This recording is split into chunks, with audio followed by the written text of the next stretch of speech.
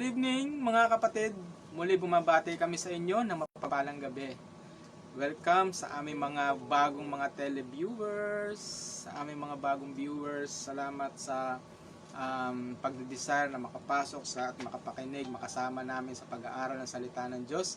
At kami po nagagalak dahil nandyan po kayo. Ito po ang tanging goal ng online Bible study na ito is for us to be equipped, maging malakas tayo spiritually at tayo ay patuloy na kahit na tayo hindi nakakalabas ng bahay, pero sabi nga ay nagawa natin positive yung pangyayari sa COVID. So kahit na tayo medyo limitado yung kilos natin, pero ang salita ng Diyos ay hindi na nalimitahan, dahil ang Panginoon talaga ay hindi na mapipigilan ang pag-deliver ng message niya. So, sa gabang ito, salamat Ate Rowelyn, nandyan po kayo. God bless you. And we are so thankful na kayo lagi ay nandiyan. Hallelujah. So, sa ating paumpisa ng ating pag-aaral sa gabing ito, ay samahan niyo ako sa isang maikling panalangin. Hallelujah, Lord. Ama namin Diyos na makapangyarihan sa lahat, muli kami Panginoon ay lumalapit sa iyo na may kababaang loob.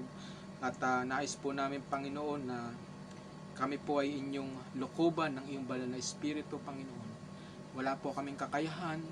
Kung wala kayo, Panginoon, lahat ng ito, Panginoon, ay hindi sa pamagitan ng aming karunungan, kundi sa iyo lamang, Panginoon, ng iyong banal na Espiritu, Panginoon. Kaya sa gabing ito, Panginoon, dalangin namin, Panginoon, na iyong Espiritu, Panginoon, siya magturo sa mga tao, Panginoon. Hindi po ako, Panginoon.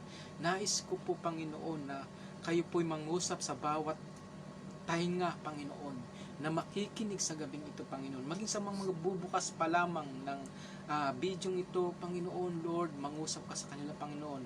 Alam ko, Panginoon, na may dakilang plano ka sa bawat sa amin, Panginoon. Kaya sa gabing ito, Panginoon, maluwalhati ka, masamba, mapapurihan, at maitaas sa gabing ito. Salamat po, Panginoon. We give you all glory, honor, and praise in Jesus' name. Amen. Good evening po sa inyong lahat. At si Ate Jen, good evening po. Salamat po. At nandyan po kayo. Yan po yung kinakalakas ng aming loob, kinakatatag namin. Dahil pag nakita namin kayo, nandiyan lang kayo. Kami po yung masayang-masaya at sumisigla ang aming espiritu. Maging sa aking mga kapatid na manonood, sa aking pamilya. So we thank you and God bless you all. At kami po ay patuloy na maghahayag hanggang sa ang Panginoon ay dumating. Hallelujah. So, last week po, ang ating pinag-aralan po ay yung gift of administration po. So, kung natatandaan po natin, ang gift of administration is special ability that God gives certain members, o sabi nga ay, it's a gift of administration is ability to give directions, organize, and make decision on behalf of the others. So sa loob ng simbahan ay meron tayong mga administration. So sila po yung nangangalaga sa lahat ng operation ng simbahan. So salamat sa mga may gift, sa mga admin na ginagamit. Hello po, Ate Chenkia. So good evening po sa inyo. At lahat po tayo ay merong mga functions sa church, no? So kaya nga po ito yung pinag-aaralan natin. So kung ano man yung ating mayambag sa simbahan to glorify God, so give to God. Let the Lord use our life. Kaya nga yun yung purpose ng Panginoon, kaya tayo nilikha, is for us na to worship Him, di ba? Ang one way to worship God is to serve Him. Kaya nga ito, kung tayo ginagamit ng Panginoon, ay tayo ay magalak. Kung tayo hindi pa naman nagagamit, at tayo hindi pa mag-umpisa na po tayo. Huwag na po na tayong intayin na tawagin pa ni Pastor, no? So, good evening sa lahat po. At sa ating pag-uumpisa ng ating pag-aaral ng topic sa gabing ito, siyempre, ang ating pag-aaralan na kasunod is still on is serving gifts. Ayan po. So, serving gifts number 8. Ito po yung serving gift number 8 is a gift of giving. So, buksan po natin ang ating mga Biblia. Naanyayahan ko po kayo, buksan nyo inyong Biblia. Sa tuwing mag-aaral po tayo ng salita ng Diyos, ay nais ko pong magdala po tayo ng mga Biblia, magdala po tayo ng mga ballpen at ang mga susulatan upang ang mga importanteng detalye ay ating mai-record. So Romans chapter 12, buksan po natin ang Romans chapter 12 verse 8. So yan po ang text for tonight. It's about the gift of giving. Sinabi rito sa ESV translation, kung ano man yung translation na nais nyo para mas madali sa inyo makaintindi, ay buksan nyo po kung Tagalog po, mas okay po para po mas naintindihan natin. So, babasahin ko po sa ESV translation sa 12 verse 8. Sinabi rito, the one who exhort in his exhortation, and the one who contributes in generosity, the one who leads, will seal the one who does act of mercy and cheerfulness. So, nandoon po yung sinasabi niya ng the one who contribute or the one who is in giving. Sa ibang translation, will give generosity. Sa iba namang translation is simplicity. So, kaya nga yun yung mga translation na titingnan natin. Simplicity and generosity. So, pag ikaw pala ay ang gift of givers pala is simplicity. So, ano ba yung define natin itong giving? So, gift of giving is ability, special ability given by Holy Spirit to give material goods and financial resources to the work of the Lord. Ulit po, gift of giving is a special ability given by Holy Spirit to give material goods and financial resources to the works of the Lord. So, merong purpose bakit tayo ay magbibigay. So, ang purpose is to work of the Lord. So, giving in Greek words is metadaidos. Metadaidos. Ano ibig sabihin ng metadaidos? Giving in Greek word is metadaidos, means giving or sharing or transfer. O yun. So, ibig sabihin, meron kang bibigay sa Tagalog, pagbibigay, pagbabahagi, o yan, share sa Tagalog, share. Transfer o paglilipat, o lilipat mo o isinalin ang iyong mga meron ka. So, yan yung gift of giving o yan yung giving, metadaidos in Greek word. Sa Tagalog is pagbibigay. Okay po? Praise God. So, ano ba yung tatlong types of giving? So, sa spiritual o sa ating exercise as being believers of Christ, meron ditong tatlo akong bibigay sa inyo na types of giving. So, ang una ay yung alms. Ang alms po, ano po ba yung alms? Ito po yung mga sa Tagalog parang kawang gawa o yung pagbibigay, pagtulong, yan po yung alms. A-L-M-S. Alms.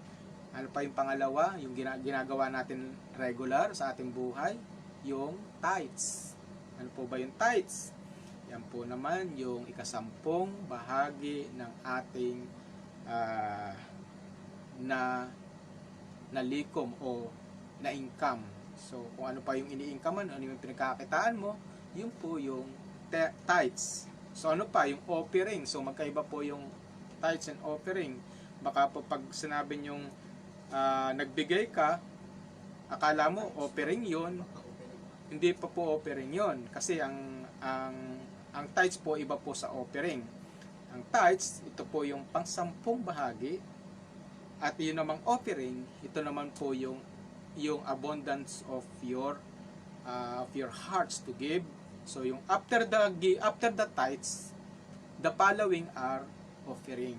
So kahit na gaano kalaki, maliit o malaki, So yan po yung tinatawag na offering. So kaya nga, pero yan po ay meron pong dalawang steps. So hindi po pwedeng pumunta sa number 2 kung kayo po hindi nakakadaan pa sa number 1. Ngayon po, siguro po hindi, yung iba dyan hindi pa makakaintindi tungkol dyan, pero pinapaunahan ko na lang po kayo. In one day,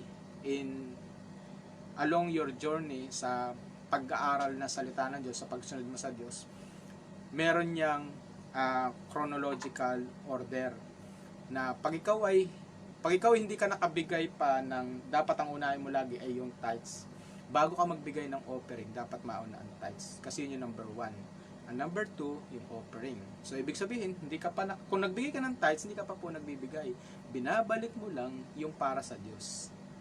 So yung after that, yun na po yung offering. So yun po yung sasabi ng Panginoon na the measure you use is the measure that the Lord used to you. So the one who sow sparingly will also reap sparingly. But the one who sow generously will also reap generously. Yan po yung sa offering. So ibig sabihin, doon yung may measurein. Pero itong 10th, automatic yan sa Panginoon yan. Para sa work ng ministry. Yan po yung inutos ng Panginoon. So, three types of giving yan. So, hindi lang sa Panginoon, so meron din sa kapwa. Yun yung alms naman. Yun naman yung pagtulong mo, yung pagbibigay mo ng kahit na anong kaya mong ibigay, di ba? So, yan po yung extension of your love sa iyong brethren, sa iyong family, sa iyong mga kakilala, sa iyong mga kaibigan. Amen. So, yan po yung three types of giving. So, gift of giving also is able to give, pwede? Time. So, time, giving yan. Kasi pag-usapan natin dito is spiritual.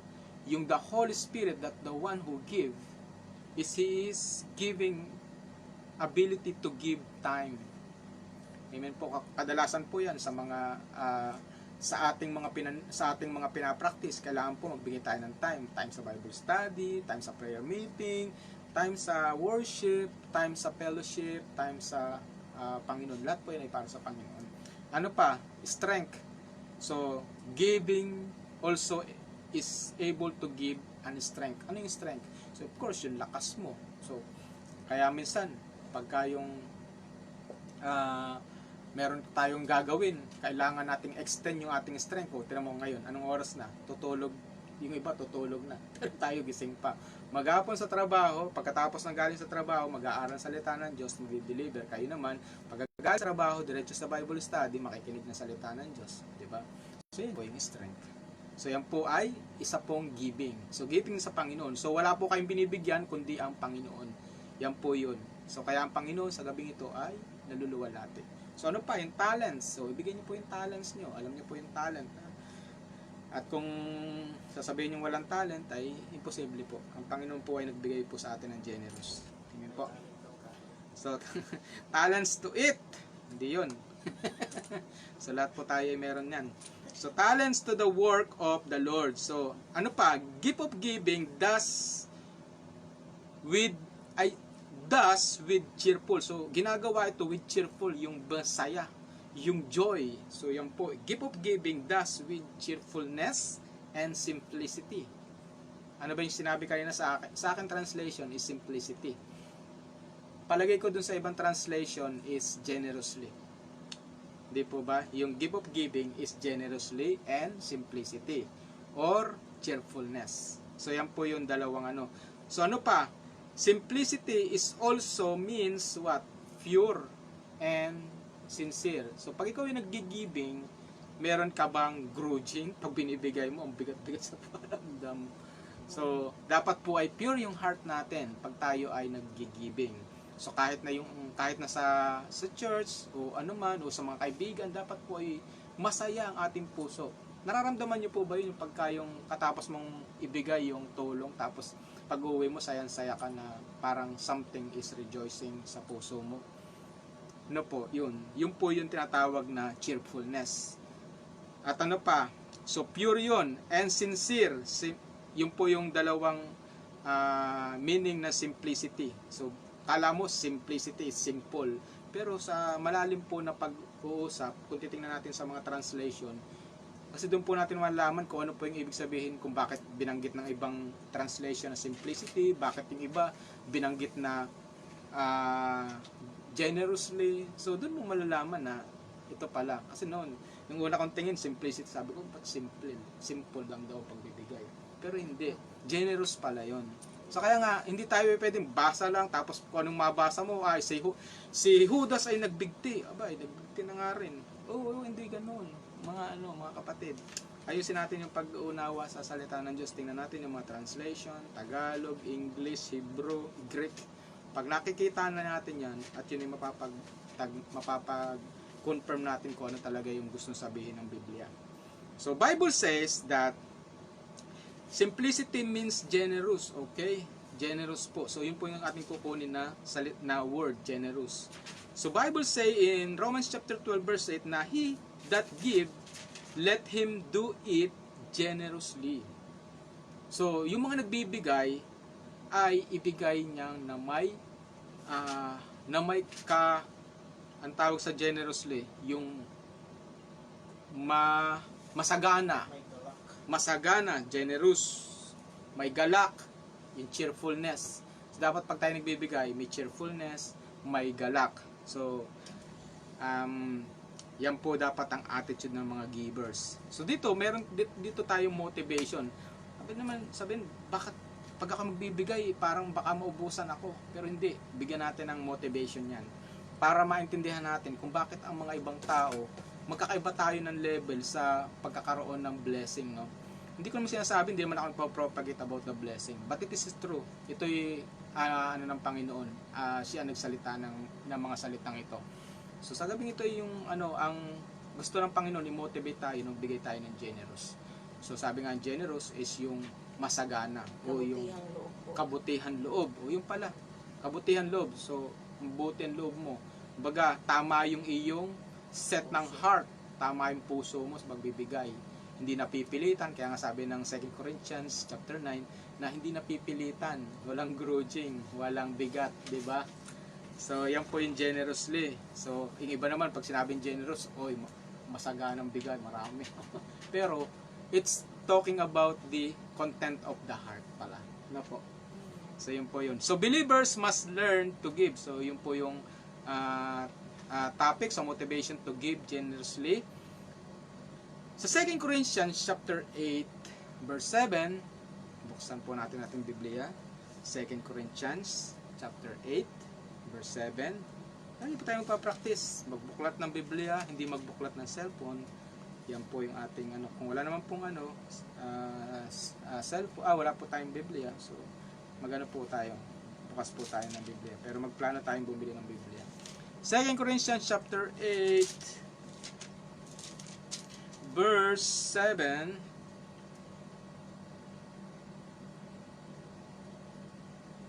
Sino pong magbabasa? Chapter 8 verse 7 po. Opo. Therefore, as you abound in everything, in faith, in utterance, knowledge, and all diligence, and in your love to us, see that you abound in the grace also. Datapwat, sabi sa Tagalog, datapwat, yamang kayo'y nagsisisagana sa lahat ng mga bagay, sa pananampalataya at pananalita, at kaalaman at sa buong kasipagan, at sa inyong pag-ibig sa amin ay magsisagana naman kayo sa biyayang ito. Ano po yung binabanggit ni Paul dito? Ano po yung binabanggit ni Paul dito? Pinapaalalahanan po sa maraming mga believers. Ito po yung kausap actually si Titus eh. Pero since na tayo ngayon ang kausap ng Panginoon, ano pong sinasabi ng Panginoon? Ang dami pong mga sabing mga workers ng simbahan, ang galing-galing sa mga salita ng Diyos. Talagang ginagamit na siya mightily, lagi na sa pulpito. Pagkatapos sa lahat ng ministry, siguro sa lahat, sabi nga ni Paul dito you are abound in everything, in faith, ang taas ng faith mo. Ano pa? In utterance, yung mga wisdom mo, di ba?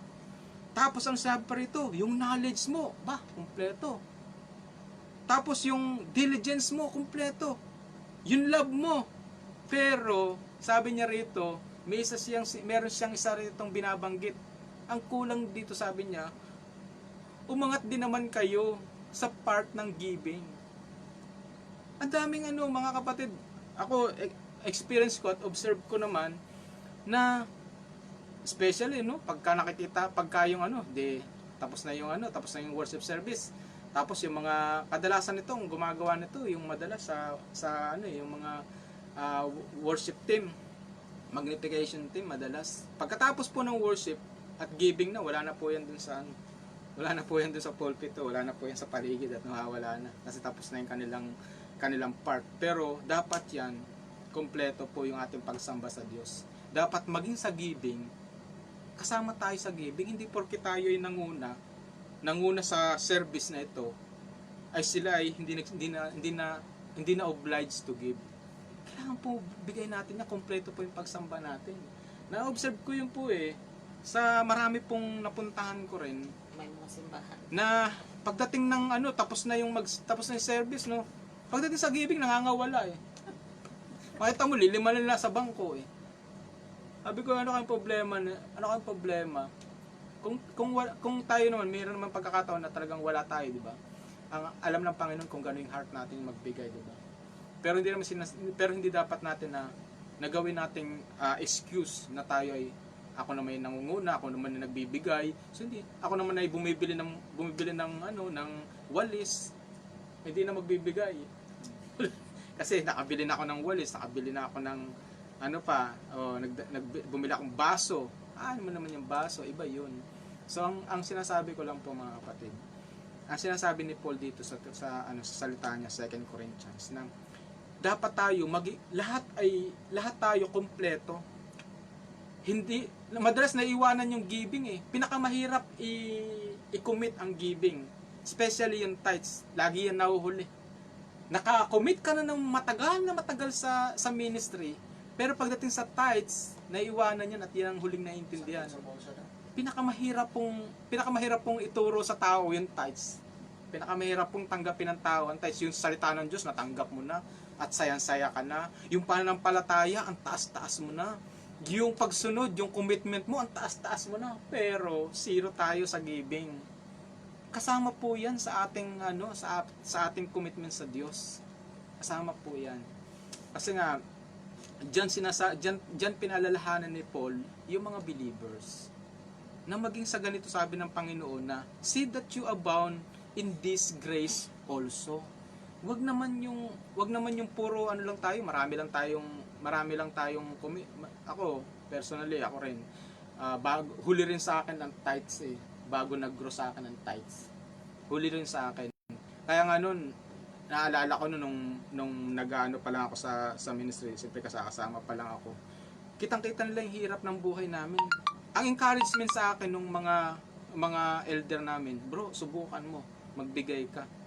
Hindi ko siya ma-take kasi pag titingnan ko yung sahod ko 1,200. Pagbabawasin ko yung 980.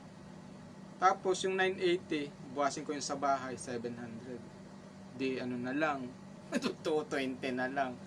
Tapos kung di ba magpadala pa sa Pilipinas, ano pa ipapadala ko? Napaka-important sa akin yung mga 100 mawala pa dun sa budget ko. Pero mali po pala yun. Mali po yun. Kasi kailangan natin talaga na ibigay yung para sa Panginoon. Kasi nga yung 100% na dapat ay talagang siya naman ang owner niyan, ang Panginoon naman, bakit di natin maibigay? Ngayon, hinihingin lang ng Panginoon 10 para sa kanyang gawain. Yun lang. So, 90 sa'yo lagi. Kung sumobra ka pa, sa'yo pa rin. So, diba? Ang bait-bait ng Panginoon.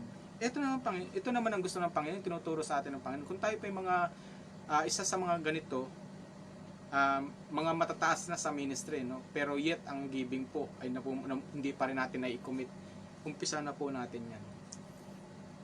Subukan po natin ng Diyos na ibigay sa Kanya yung para sa Kanya. At ang Panginoon faithful sa Kanyang mga pangako. Alam natin yan.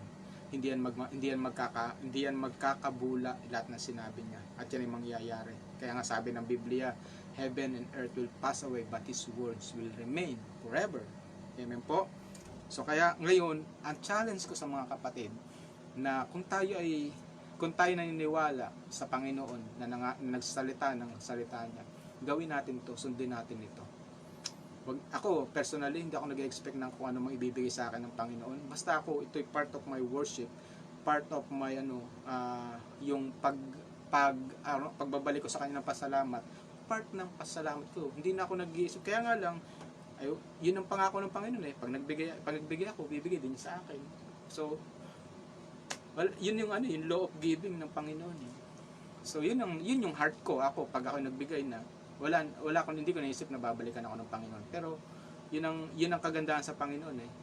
Kahit hindi mo i-desire, kahit hindi mo intayin, ibibigay pa rin ng Panginoon dahil yun ay pinangako niya. So, sa atin mo, mga kapatid, kung tayo po ay may mga problema sa ganito, panalangin natin yan. Ilapit natin sa Diyos na kaya natin iset yung heart natin ng Panginoon na tungkol sa heart of giving. Amen po. So, ano pa yung kasunod? So, yung una is sa motivation of give generously is ito yung believers must learn to give. Second is God is able to make all things always sufficient for you to abound good works. God is able to make all things always. So pag tayo pa mag-uumpisa magbigay ng generous o yung talagang yung galing sa heart natin, ang generous galing sa heart, di ba? Galing sa heart. So God is able to make all things sufficient. Laging meron, hindi nawawala, hindi nagkukulang. Sufficient for you to abound a good work. So ito naman yung purpose niya, to abound in you on a good works. Kung bakit ka binibigyan ng Panginoon, para kayo makapagbigay. So, sabi nga ng Panginoon, what do you have? Diba? May kantang ganon. What do you have that you not given? Diba? What do you, ano yung kanta na yun?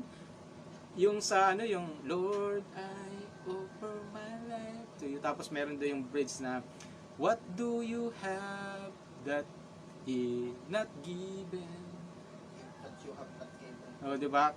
Wala kang naibibigay na hindi pa binigay sa iyo ng Panginoon. So bago ka nakapagbigay ng Diyos. Kaya wala tayong malaki sa Panginoon. So, ano sabi ng Panginoon dito? God is able to make all things always sufficient for you. Pag tayo susunod rito sa giving na ito, tayo ay bibigyan lagi ng sufficient sa ating mga pangangailangan para tayo ay makapagkawang gawa. Sa Tagalog nga, sabi niya magbigay ang bawat isa ayon sa pinasya. So 2 Corinthians 9 verse 7 to 8. So nandun po tayo. 2 Corinthians chapter 9 verse 7 to 8.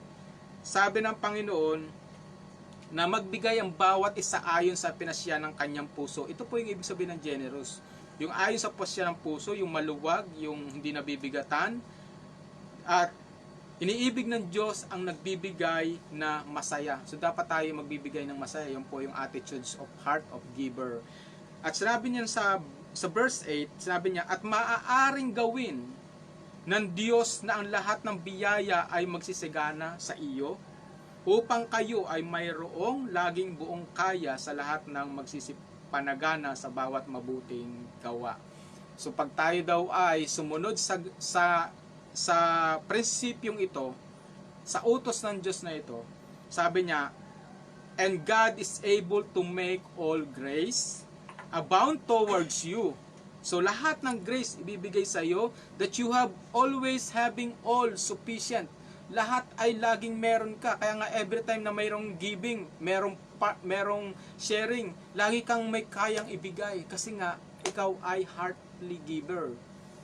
So yun po yung dapat maging heart natin. So laging desire to give. Ako nga noon kahirapan namin, sabi ko, lagi nila akong binibigyan. Lord, kailan naman ako ang magbibigay? Ako naman gusto ko magbigay. Paano ako makapagbibigay? Ganitong kabuhayan ko. Ngayon, narinig ng Diyos ang aking panalangin.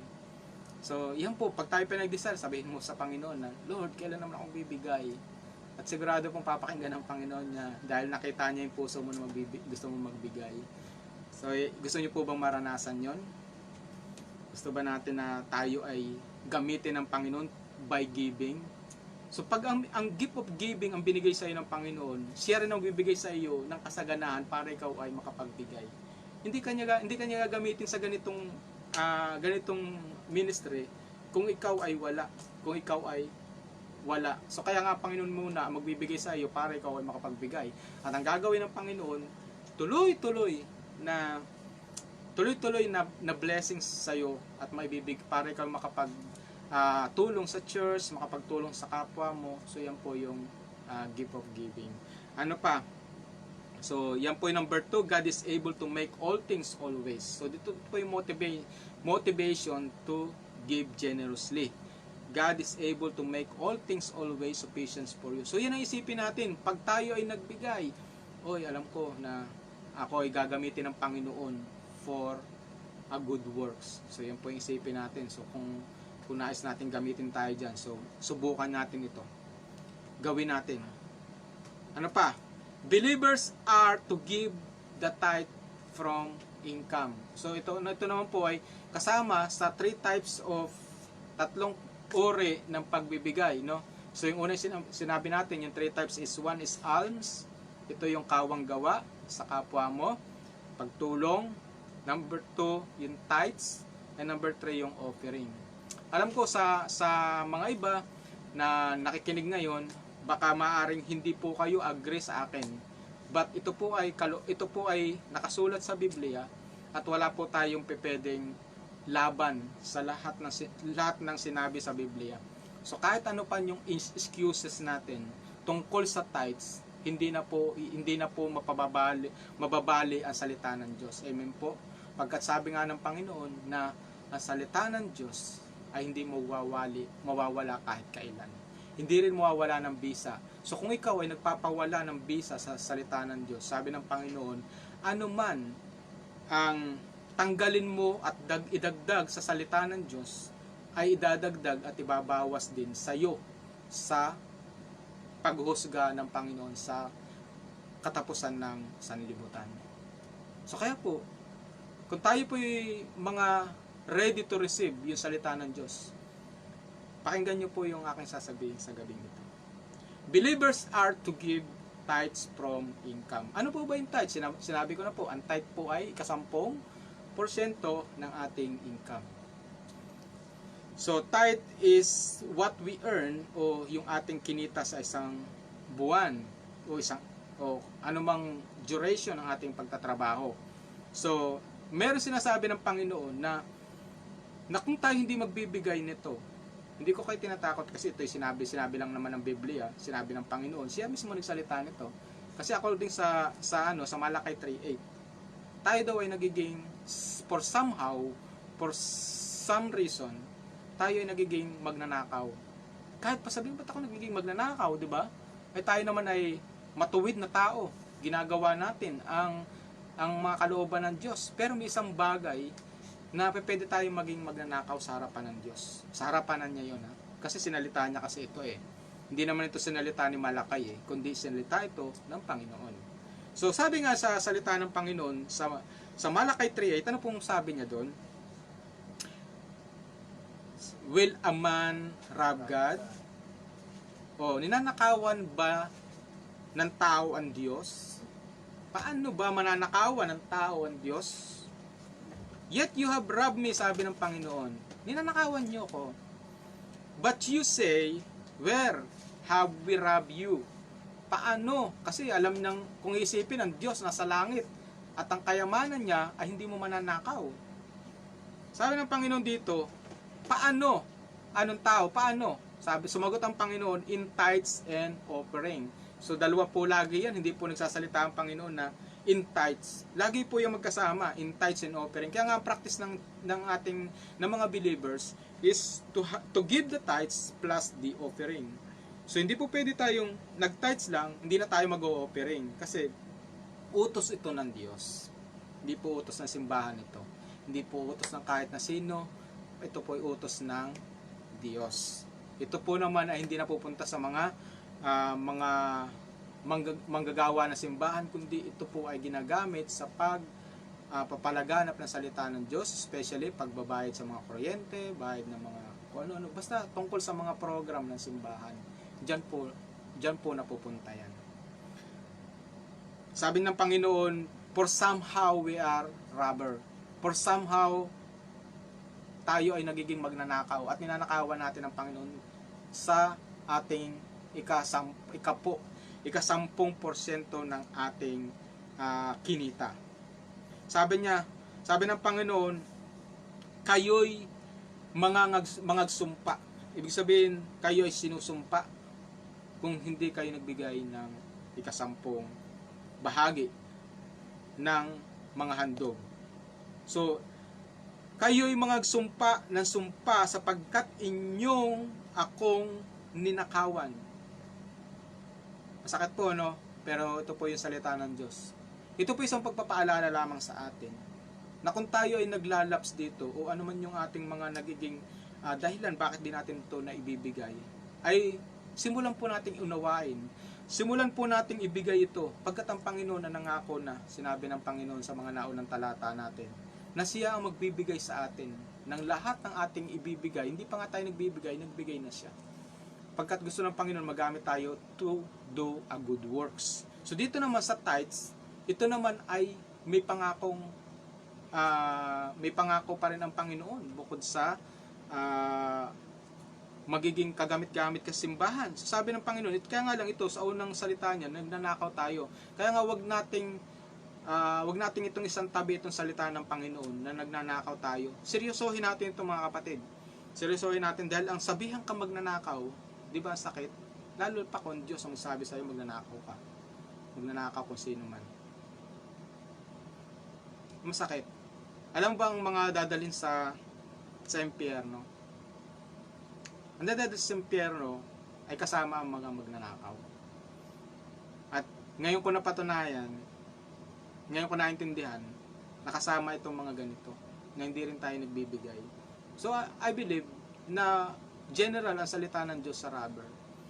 So, kung tayo nakakapagnakaw sa Diyos, so, hingi tayo ng tawad sa Diyos. Panginoon naman, alam ko na lagi naghihintay sa atin upang tayo ay patawarin. Ang kailangan lang natin magbalik. Pag tayo nagbalik, ibig sabihin, kalilimutan yung ginawa natin. But, we have to start our works. Gawin natin yung ating pinagkasalahan, gawin nating sundin.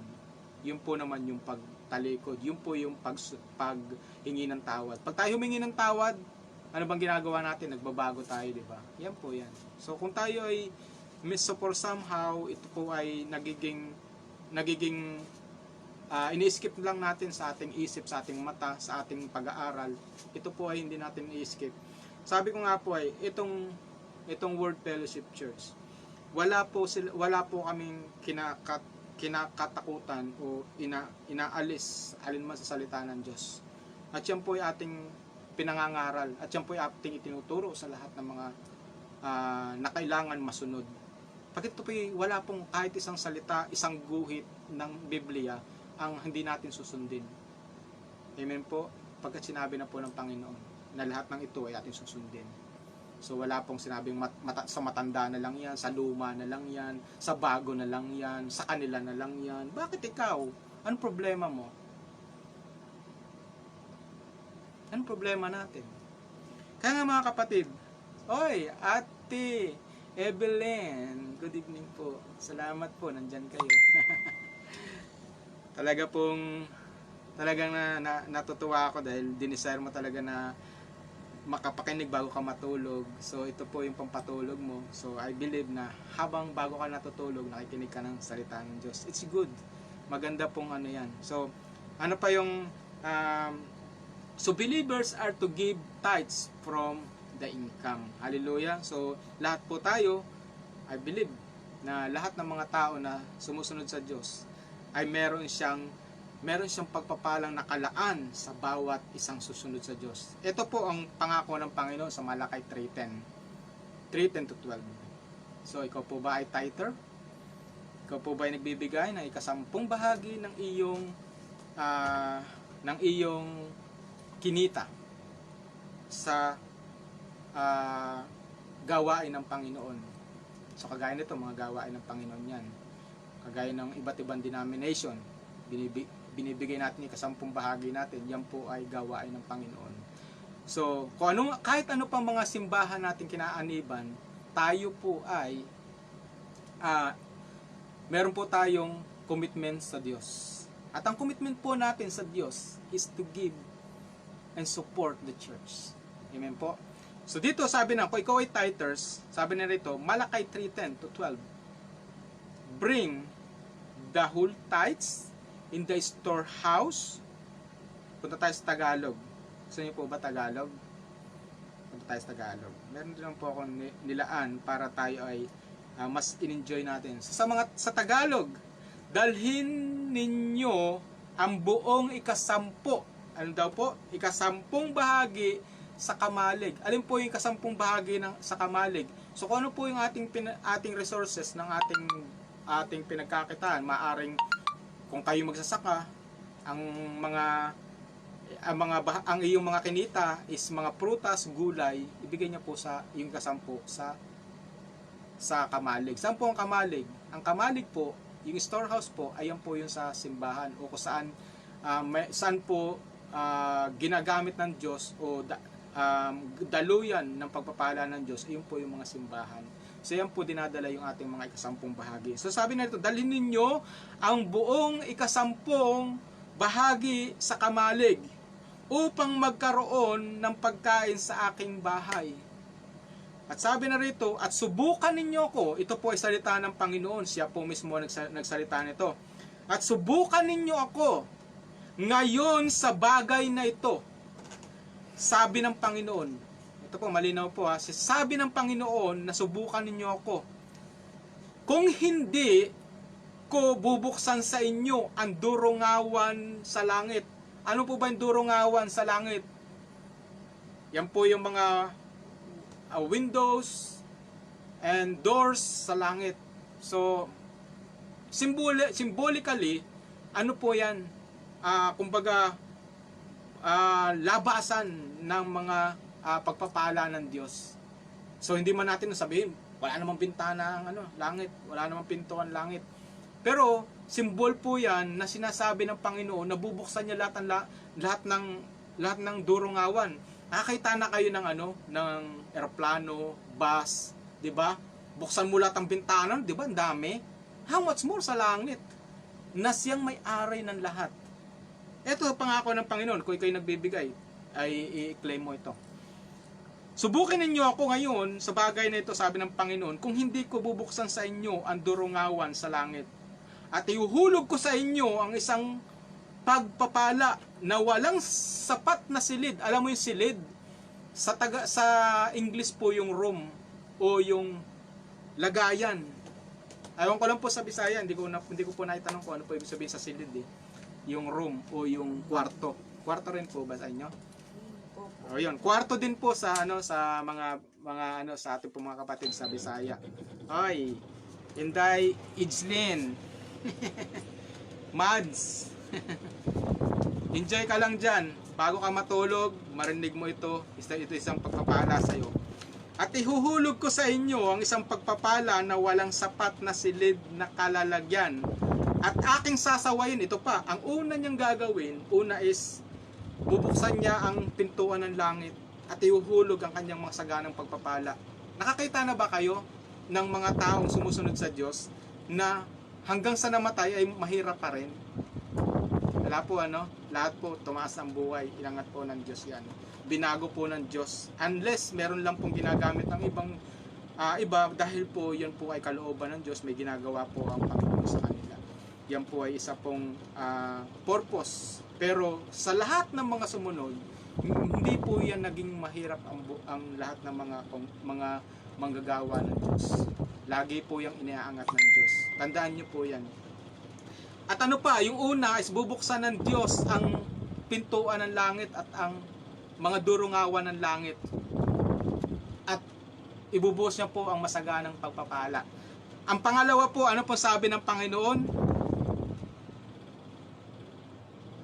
Meron po kayong Biblia, gusto pong makita niyo po ito Sa aking sasawayin, sa sunod na verse, at aking sasawayin ang mga mananakmal sa inyo. Ano may mga nanakmal? Mga devour ito. Ito yung mga magnanakaw, mangunguha ng mga ari-arian mo, mga peste sa buhay.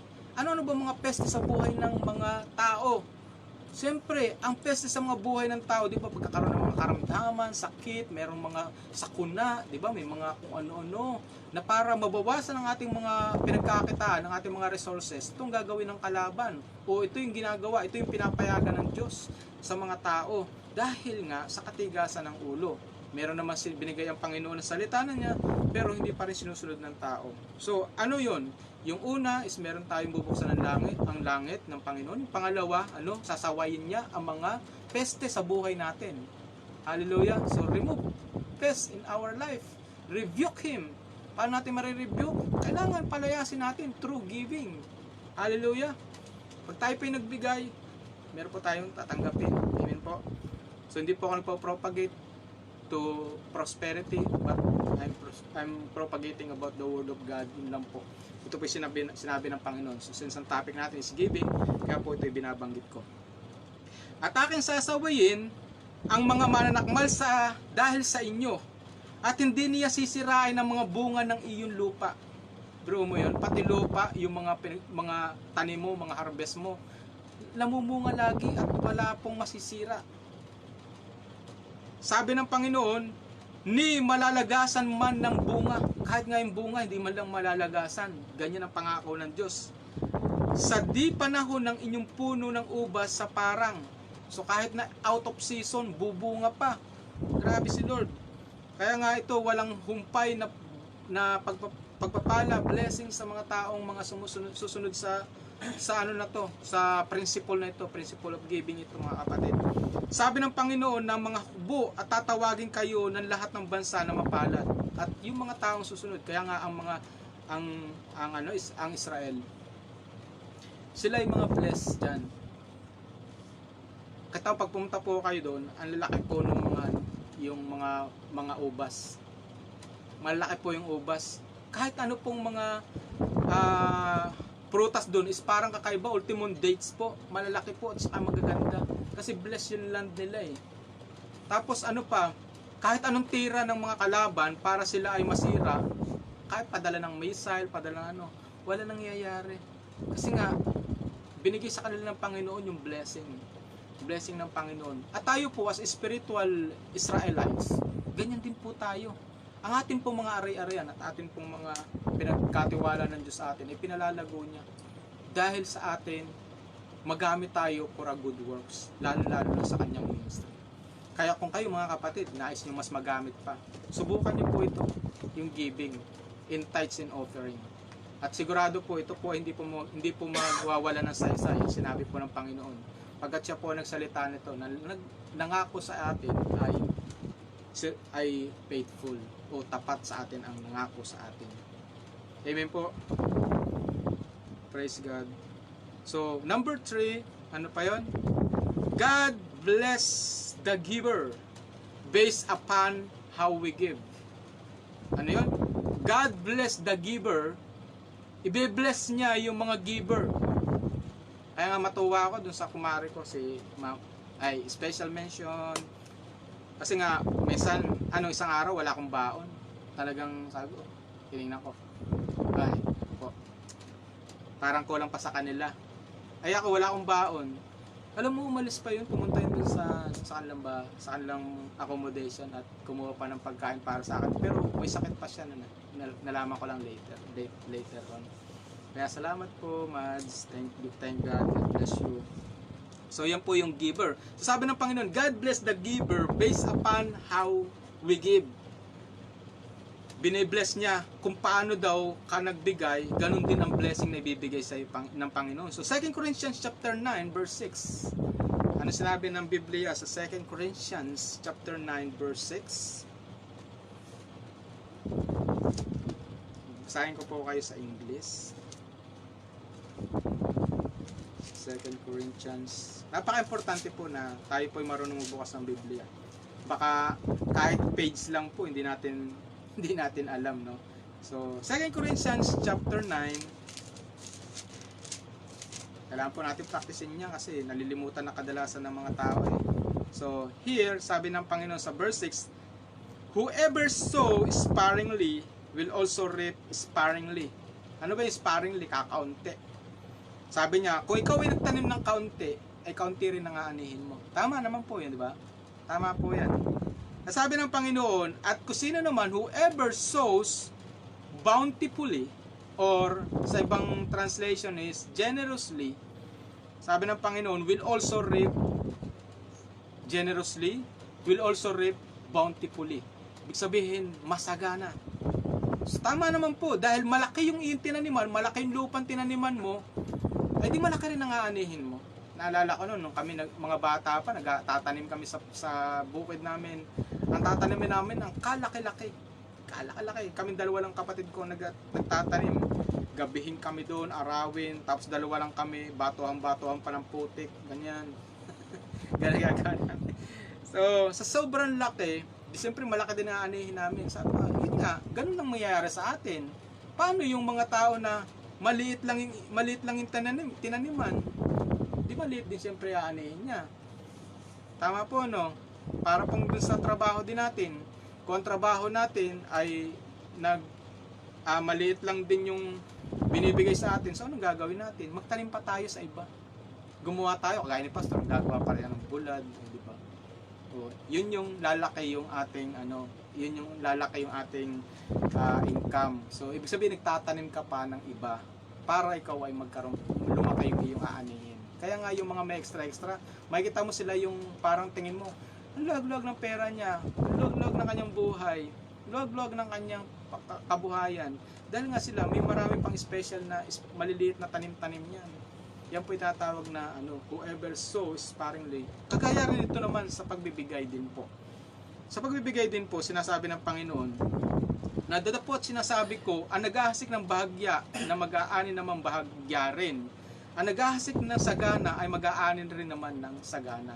So kaya sinasabi ng Biblia sa Lucas chapter 6 verse 38. Kasi ang pinag-uusapan dito, yung size ng iyong pagtatanim o yung size ng ating pagbibigay. Sinasabi ng Lucas 6:38. Sinabi na rito, mangagbigay kayo at kayo bibigyan, takal na mabuti.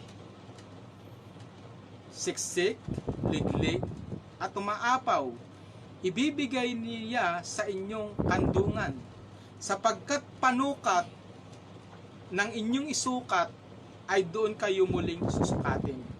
Ito, mga kapatid, sinasabi ng Biblia, the measure you use sa pagbibigay mo sa simbahan o sa gawain ng Panginoon, o kahit kanino, kahit sa kaibigan mo, dahil yan ay kalooban ng Diyos, tatlong types ng giving. May giving of alms, o yung giving sa kapwa, tulong sa kapwa, yung isa naman sa church, yung tithes and offering ay sa church. So tatlo po yung binigyan natin. Ngayon, ang sinasabi ng Biblia rito, whoever sows sparingly will also reap sparingly. Ibig sabihin, kung maliit yung iyong binibigay, is yun din lang ibabalik sa iyo ng Panginoon. Maliit din lang. Wala kayong expectin sa Diyos, kundi yun lang ang binigay mo. Ay, ito yung principle ng Diyos, hindi po principle ko. Kasi po, yan po yung sinabi ng Luke 6:38. The measure you use, sinabi ng Biblia sa huling talata niya, the measure you use is the measure He used to you. O, ano bang takalan ang gusto mong gamitin ng Diyos sa'yo? Sa atin. Anong takalan? Gusto mo bang takalan salop o kutsara lang? Nasa sa atin po yan. Choice po natin yan. Kaya nga, kung tayo gusto natin na talagang makita sa buhay natin itong mga sinalita ng Diyos, subukan natin. Subukan natin. Siya naman nangako sa atin yan po eh. Subukan natin. Hanggang ngayon, hindi pa rin po natin sinusubukan. Hanggang ngayon, kutsara pa rin ginagamit natin. Baka nga, tsane pa. Alam po ba yung tsane? Yung pambunot sa ilong, sa kalikili. Yun lang po yung pangkuha ng pera. Talagang sisilipin pa kung kung anong kulay yung kukunin mo. Diba? Green lang to. Green lang. Alam ko kung anong green sa atin. Wala na po yatang green eh. 5 pesos ng green. Nung una yung 5 pesos yun eh. 1980s pa po yan eh. Green dito, 10 dirhams. Ay dito, at least 10 dirhams nakarating sa church. Oh. At least malaki-laking bahagi na rin 'yan. Oh, ay paano dun sa mga nangangailangan? Oh, pag may nangangailangan ba, kaya ba natin magbigay ng green? Kaya ba natin magbigay ng red? Nagbigay tayo ng Proud lang daw. 5 lang yung 5 Hindi, 5 rin, may 50 na eh. Gray-gray So yan po yung mga kapatid. Ito po ay isang pagtuturo, no? Tinuturuan tayo ng Panginoon para po tayo rin ang mag-benefits. Yan po ay para tayo mag-benefits. Ayan, si Ma'am Evelyn ay ano yan. Kita ko yung kanyang buhay kung paano siya maging masyadong matulungin, masyadong ano. Nung pagdating ko pa lang sa Akron noon, siya agad ang una kong nahingan ng tulong. Kahit nga saktong kailangan ko ng pangdagdag sa visa noon o something na ano. Nakairam agad ako sa kanya. Bigay ka agad niya, hindi pa niya ako kilala. Pero kairam ka agad sa kanya. Ganyan yung ano, yung alms. Yung alms po, yun po yung pagiging matulungin sa kapwa. Out of the heart. So, that's in the heart. So, isa po yan. So, sunod po yung ating, kaya nga, at tayo magbigay, diyan po tayo sinusukat ng Diyos. Kaya nga, ang number 3 topics natin, ang number 3 points natin sa motivations to give generously is God bless the giver based upon how we give. Yun po yung pangatlo. Maalala ko lang po, sino po ba ang author ng giving? Kilala nyo? Sino ang author ng giving? Si Bill Gates? Wala. Hindi yun. Si Lord lang yun, author ng giving. Kaya nga siya rin ang nagbigay ng prinsipyo nito. Siya rin ang nagbigay sa bawat simbahan na itinuturo niya ang pagbibigay. Sa maraming tao, no, ayaw na nilang pakinggan itong giving na ito. Ang gusto nila, na yung gusto na lang nila ang gawin sa simbahan, na hindi na sila magbibigay kasi hindi na raw, luma na daw yun. Hindi po. Si Lord po ang may as long as ang simbahan ay under the God's presence, hanggat ito po ay pag-aari ng Diyos o nakasentro sa Diyos na siyang lumikha ng giving, siya po ay under ng giving. So you are obliged or kailangan mong magbigay sa Panginoon. At kung hindi naman, dahil sinasabi mong luma na, ayan ang Diyos yan. Anong Diyos yan na hindi na kayo pinayagang magbigay? At binago na niya yung salita niya. Kaya nga, mga kapatid, ako po'y nagpapasabi sa inyo, hindi po ako nagsasalita ng lahat na ito. Ako po ay tagapag-deliver lang ng mensahe ng Diyos. Kung hindi po natin susundin, ay tayo rin po ang lumalabag sa kautusan ng Diyos. Sabi ko nga ay, who is the author of this giving? Di ba ang Diyos? Kung hindi natin sinunod ang salita niya, anong tawag sa atin? Disobedience. Di ba? Mga suwain.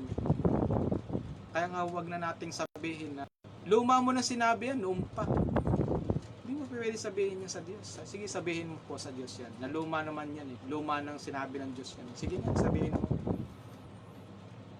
Hindi mo masasabi yan kasi alam mong mali. Kaya magbigay na tayo sa Diyos dahil yun ang utos ng Panginoon. Hindi natin mapapabali itong mga salita ng Diyos, no? Kasi ito nakasulat at hindi na natin matatanggal yan kahit kailan.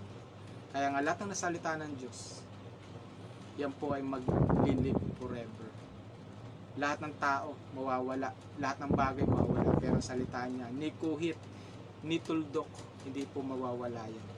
So, bakit naman kailangan nating magbigay? Sabi ng 1 John 3:18. May oras pa po ba ako? 1 John 3:18. Dear children, sabi ng Panginoon, let us not love. Mahal mo ba ang Panginoon? Mahal ba natin ang Diyos? Kung mahal lang natin ang Diyos dahil kailangan natin siya. Di ba may kailangan natin ng benefits. Oh. 1 John 3:18, sabi na, dear children, let us not love with words or speech, but with action and truth. Ibig sabihin, sabi niya, mga anak, mga kapatid sa ibang translation, mga kamanggagawa, huwag tayong magmahal sa salita lamang, Huwag din tayo magmahal sa pamamagitan lamang ng ating mga anong ang tawag sa Bisaya yun? Yung yaw-yaw lang. Yaw-yaw ba yun? Salita lang? Salita pa rin? Murmuring. Murmur lang po. But with action and truth. Amen po. So kailangan pong isagawa ang salita. Kung tayo totoong nagmamahal sa Diyos, gawin natin. At isa po ito sa mga utos ng Diyos.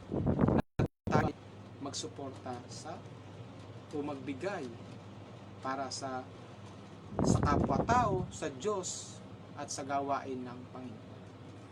Amen po. Praise God. So Acts chapter 20 verse 35, anong sinabi? In everything I did, I show you that by this kind of hard work, we must help the weak. Ibig sabihin, tutulong tayo sa mga tao. And remembering the words of the Lord Jesus Christ Himself, it is more to bless to give than to receive. Di, tama naman po, no? Mas blessed daw yung mga nagbibigay kaysa yung mga tumatanggap. Kasi po yung mga tumatanggap, tanggap lang ng tanggap, ibig sabihin nangangailangan siya. Eh ikaw, bigay ka ng bigay kasi ikaw marami pa. At anong pangako ng Panginoon sa 2 Corinthians? Bibigyan ka pa para ikaw ay makatulong pa. Aba, ano nang gusto mo? Tatanggap ka na lagi kang kulang, lagi kang wala? Gusto mo bang buhay yan? Gusto ba nating buhay yan? Lagi lang tanggap ng tanggap na lang.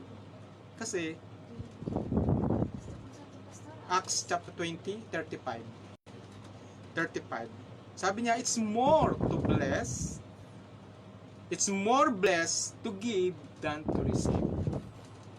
Mas mabuti pang tayo ay makapagbigay kaysa sa tumanggap. Gusto niyo ba, mga kapatid? Gusto niyo ba na kayo ay magbigay na lang kaysa yung tanggap ng tanggap? Kasi yung mga tumatanggap, mas lalo yung nangangailangan yun eh. Kasi nga, tanggap lang ng tanggap, kaya tayo, bigay lang tayo ng bigay. Para mas lalo pa tayong bigyan ng Panginoon, para tayo may pambigay pa. Amen po. Magbigay tayo para tayo ay bigyan pa ng Diyos. Hallelujah. So sa ating pong conclusion, ito po, conclusion na po. Siguro naman po tayo po ay minatutuhan sa gabing ito. Yung magbigay tayo para tayo ay may ibigay at bigyan pa ng Diyos at palakihin pa ang mga pinagkatiwala sa atin ng Diyos. At sasawayin niya ang lahat ng mga peste sa buhay natin, mga sakit, karamdaman, mga anumang mga sakuna sa buhay natin ay itataboy ng Panginoon. Yan po yung pangako niya yan sa Malakay 3:10 hanggang 12. Ito po yung conclusion natin na kung mahal mo ang Panginoon, sabi ng Panginoon, let us not love with only by words and speech, but with action and truth. So, buksan natin ang Biblia natin sa 2 Corinthians chapter 9 verse 10 to 15. Ito po yung conclusion natin. So, kung tayo po ay magbigay, sabi ng Panginoon, sabi ng Panginoon, now He. Okay, so dahil tayo nagbibigay, dahil tayo ay sumusunod sa Diyos, dahil tayo ay ready to give, dahil tayo ready to commit our resources to God, our financial to God. Sabi ng Panginoon sa 2 Corinthians chapter 9 verse 10 to 15, now, pakinggan ito mga kapatid, now He or she, ikaw o ako, lahat tayo. Now He who supplies seed to the sower and bread for food will also supply and increase your store. So, paparamihin of seed and will enlarge the harvest of your righteousness. So, yung palang ginagawa natin, it's equivalent to righteousness. Kasi yung nakatulong ka sa kapwa mo, is nakatulong ka rin sa simbahan mo, sa gawain ng Panginoon, it's equivalent generally, righteousness. So, you will be enriched, sabi ng Panginoon, ito naman yung gagawin ng Panginoon, and you will be enriched, sabi ng Panginoon, dahil supply ang kanilang pagkain, sabi niya rin sa unay, He who supplies seed, ito yung seed na binibigay mo, di ba, may mga magsasaka, binibigyan ng seeds, tapos pag nagbunga na, ibabalik mo yung seeds sa nagbigay ng seeds para may tanim ka uli, di ba? Yun ang konsepto nun. Pag kayo nagtanim, kailangan magtira ka ng buto para may tanim uli. So, supply seed to the sower and bread for food. So, meron kang sa seed, meron ka rin sa food. Dapat alam natin yan, mga kapatid. Kung alin yung para sa seed at alin yung para sa pagkain. Hindi lahat ay pagkain, mga kapatid. Meron seeds. Meron pong seeds. Huwag yung kain ng kain lang. Ate Nemia, umabot ka pa. Good evening po. Sorry po, hindi ko po nadala yung isda nyo eh. Plano ko po ngayon kasi kaso naunahan mo ako. So, sunod na lang po ulit. Yes, God. So, bread for food. Sabi niya rito, ito yung pangako ng Panginoon.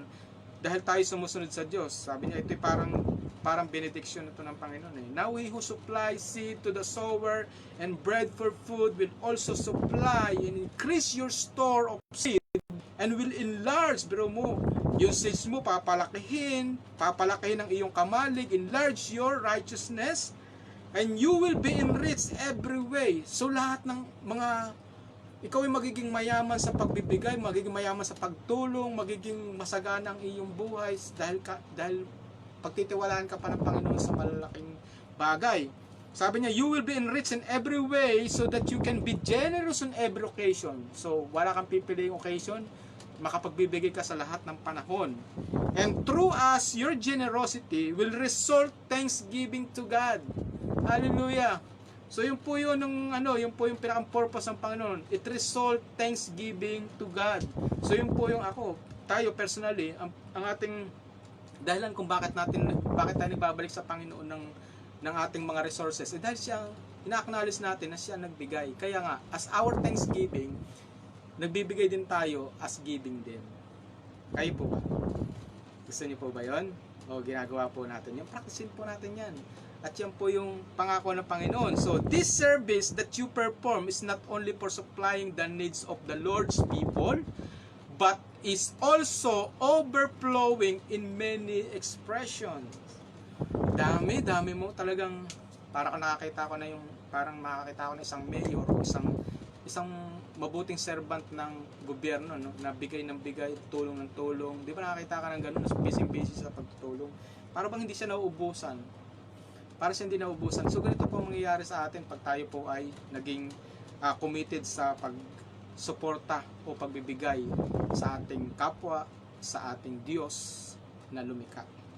So supplying the needs of the Lord's people but also overflowing on many expressions of thanks to God because of the service that we have proved yourself. Others will praise God for the obedience that accomplish your confessions of the gospel of Christ and for your generosity in sharing with them, with everyone else, and their prayers for you, their hearts will go out to you because of surpassing grace of God as giving to you. Thanks be to God for this indescribable gift. Hallelujah. Kaya mga kapatid, ito po yung binibigay sa atin ng Diyos. Nais po ba natin yan tanggapin? Nais po ba natin maranasan yan? Yan po yung pangako ng Diyos sa atin. Kaya nga mga kapatid, yun na pag-aralan natin sa gabing ito, ay nawa ay pumasok sa ating puso at nag-remain. At may pamuhay natin. At nakakasiguro po ako na mangyayari sa buhay natin yung mga bagay na hindi pa natin nararanasan sa buong buhay natin. Subukan po natin ito. Amen po. Praise God. So, sa ating po pagsasarado ng ating pag-aaral sa gabi nito, ay tayo po'y manalangin ng sandali. Hallelujah. As a closing of our studies tonight. So, give of giving. Praise God. Hallelujah. So, let us pray. Hallelujah. O Ama namin Diyos na makapangyarihan sa lahat, sa gabing ito, Panginoon, kami po ay papasalamat sa iyo. Sa kabutihan mo, Panginoon, minsan pa sa aming buhay. At sa amin pong natutuhan sa gabing ito, ay kami po, Panginoon, ay humihingi ng tawad sa aming buhay, na meron po kami mga pagkukulang sa tatlong klase ng pagbibigay, Panginoon. Minsan, hindi natitiis namin ang aming kapwa, bagamat sila nangangailangan na meron naman kami, ba't hindi kami nakakatugon sa kanilang pangailangan? Yung pangalawa, Lord, yung tithes and offering, minsan naglalampas kami, Panginoon, patawarin mo kami, Panginoon. Minsan nalalampas namin, hindi kami nakakapagbigay. Lord, alam namin, Panginoon, na ito po ay isang covenant nyo, isang command nyo, utos nyo sa amin, Panginoon. Lord, patawarin mo kami, maging sa offering, Lord, patawad po, Panginoon. At sa mga pagbabalik namin sa iyo, Panginoon, Lord, nais po namin maranasan ang iyong pangako na sinabi sa amin, Panginoon, sa Malakay 3:10 hanggang 12, na kung dadalhin namin ang ikasampung bahagi ng aming kinita, ay inyo pong bubuksan ang pintuan ng langit. At inyo pong bubuksan pati ang durungawan, Panginoon. Lord, salamat po, Panginoon, sa pangako mong ito. Kami po'y tutugon sa iyong panawagan. Susunod po kami sa iyong utos, Panginoon. Ibibigay po namin ang aming pong ikasampung bahagi, ang aming offering sa iyo, Panginoon, at magbibigay din kami sa aming mga kapwa, Lord God.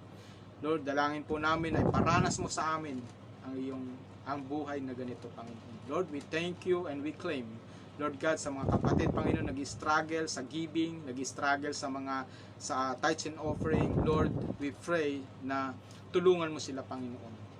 Tulungan mo ang bawat isa, Panginoon, na malampasan yung struggle, Panginoon. Alam po namin, Panginoon, it's just the beginning, O Lord God, na alam po namin pag napagtagumpayan ay tuloy-tuloy na po, Lord. Lord, patuloy mong pasaganahin ang buhay ng bawat isa, Panginoon, lalong-lalo na sumusunod sa iyo, Panginoon. Lord, iparanas mo itong pangako mo, Panginoon, Lord, sa bawat isa, O God. Kaya sa gabing ito, Panginoon, maluwalhati ka sa aming meron kami, Panginoon. Sa possession meron kami,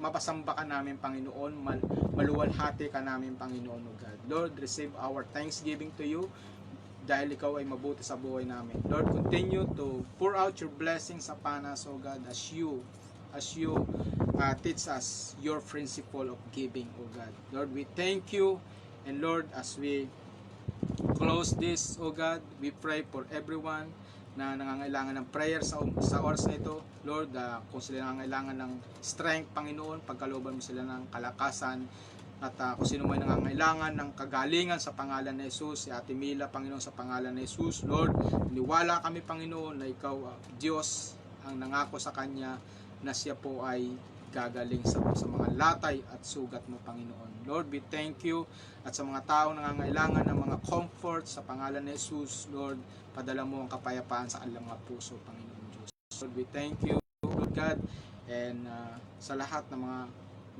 makakabukas nito, Panginoon, dalangin ko, Panginoon, nakatagpuin mo ang mga buhay nila, Panginoon. Salvation sa pan-salvation sa mga hindi pa nakakarinig ng iyong salita.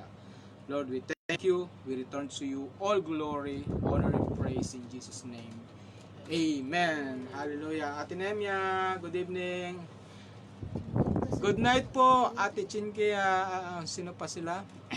Yung mga kapatid natin dyan, si Ate sa Akron, good evening sa inyong lahat. So, mapagpalang gabi at see you on Friday.